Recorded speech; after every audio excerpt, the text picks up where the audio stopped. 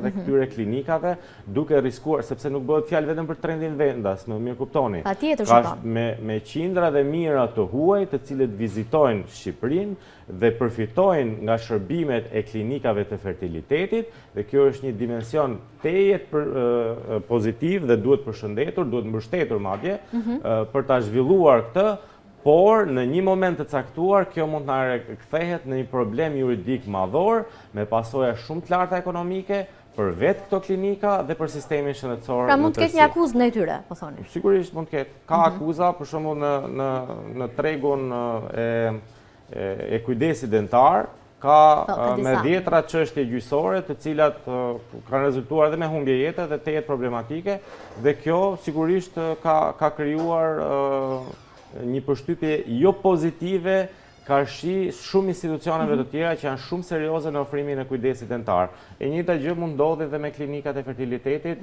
në pak kohë. Ky është një dimension shumë pozitiv i cili duhet fuqizuar si pjesë e sistemit tonë shëndetësor, por nga pikpamja tjetër ne duhet të shkojmë në drejtim të respektimit të protokolleve kombëtare dhe ndërkombëtare në ofrimin e këtij shërbimi mjekësor.